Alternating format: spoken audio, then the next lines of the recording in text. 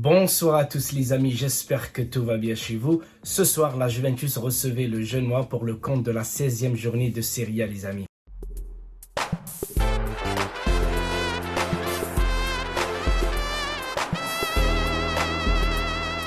Aujourd'hui, je ne sais pas ce qui est arrivé à Massimiliano Allegri, mais il a décidé de changer de dispositif. Aujourd'hui, l'équipe est partie en 4-2-3-1 et tout au long du match, moi, personnellement, j'ai apprécié voir la Juventus de Turin ce soir. Je l'ai trouvée très, très bonne. Que ce soit défensivement, au milieu de terrain, j'ai vu beaucoup de choses que je ne voyais plus ces derniers temps. Et en attaque, même si la Juventus a galéré pour marquer le deuxième but qui a délivré cette Juventus, parce que malgré le 1-0 qui s'est décidé dès la 10e minute avec Cuadrado sur un corner magnifique, peu de gardiens peuvent attraper ou rattraper ce ballon qui partait directement en lucarne opposée. Et ça, c'était magnifique. Ça m'a fait penser à beaucoup de corners qu'on a vus, que ce soit avec David Beckham. Récemment, on a vu aussi Çalhanoğlu marquer un but magnifique avec l'Inter de Milan. Franchement, c'est pas de nos habitudes de voir un but pareil. Mais là, dès la 10e minute, la Juventus mène 1-0. On était très très contents. Et au fur des minutes dans ce match, on a vu la Juventus très très bien maîtriser son adversaire.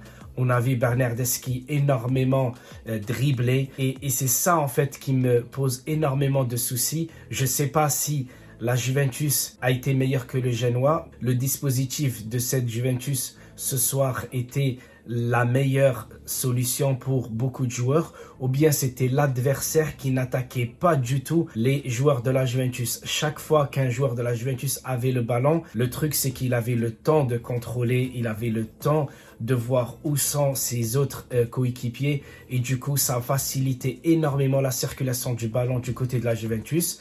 Le Genoa est revenu en deuxième mi-temps un peu plus sérieux où on a vu quelquefois faire un pressing sur les joueurs de la Juventus. Mais malgré ça, on a vu que la Juventus a réussi à marquer ce deuxième but grâce à Paulo Dybala. Et quand on voit l'action où ça a été très collectif du côté de la Juve, il y a eu beaucoup de circulation du ballon.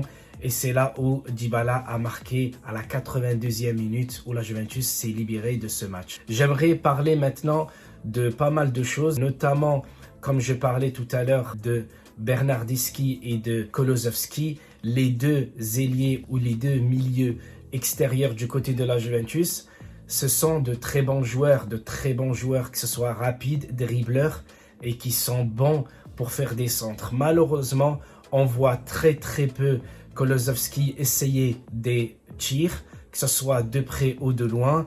Et malheureusement, Bernardeschi, j'essaie même pas d'en parler parce qu'il est meilleur en centre qu'en tir. Parce qu'à chaque fois qu'il essaye de tirer la balle, elle va au-dessus, mais carrément au-dessus du gardien. Et du coup, on limite nos chances de marquer beaucoup de buts. Dybala a été très bon comme à ses habitudes. Morata qui a été excellent dans ce match-là. Malheureusement, certains joueurs ne le voient pas quand il essaye de faire des appels aux profondeurs. C'est un très bon joueur, mais malheureusement, chaque fois qu'il essaye de faire un appel, soit malheureusement, comme je disais, il est hors jeu, ou bien les autres joueurs de la Juventus ne le voient pas.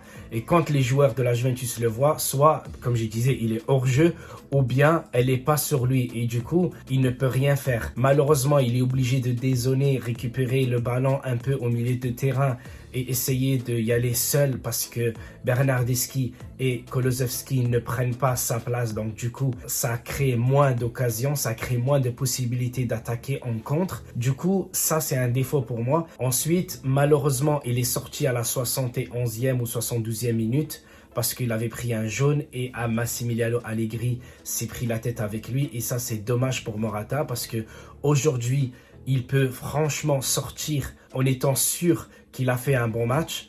Au lieu de ça, il sort énervé et du coup, Moise Kean, il est rentré et lui, en à peine 2-3 minutes, il s'est pris un jaune. Il aurait pu faire n'importe quoi et capoter toute cette énergie de la Juventus sur ce match où la Juventus a fait une très bonne performance. Comme je disais, pour le gardien, je n'ai pas grand-chose à dire parce que je n'ai pas vu tellement d'occasions. Mais les occasions sont beaucoup venues du côté de la Juventus. Même Morata, on a raté pas mal. Dybala, on a raté pas mal. De Ligt, je l'ai vu rater cette tête. Et voilà, il y en a eu pas mal d'occasions. Donc la Juventus, pour moi, elle gagne, c'est bien.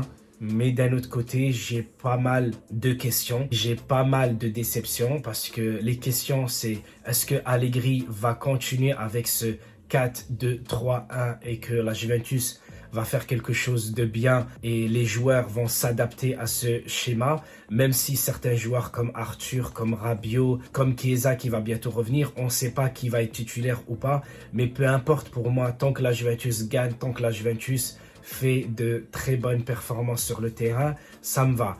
Ensuite, là où ça me chagrine, malgré la belle victoire de la Juventus ce soir, on a vu le Milan gagner, l'Inter gagner, l'Atalanta gagner, il n'y a que le Naples qui a perdu avec l'AS Roma. La Lazio aussi qui a gagné. Donc malgré que la Juventus a gagné ce soir, on a vu que nos concurrents directs pour la Champions League ont aussi gagné et j'en parle même pas du Scudetto parce qu'on est je crois à 10 ou à 11 points du Milan. Pour moi c'est bye bye le Scudetto, mais la Ligue des Champions c'est important pour nous de la jouer la saison prochaine.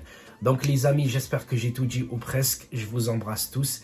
Et je n'oublie pas de vous dire que dès ce lundi, les amis, mon fils va être en crèche les après-midi. Donc, je pourrai faire des lives avec vous. Et j'espère vous revoir très très bientôt, les amis. Je vous embrasse tous et forza Juve, les amis. Ciao, ciao.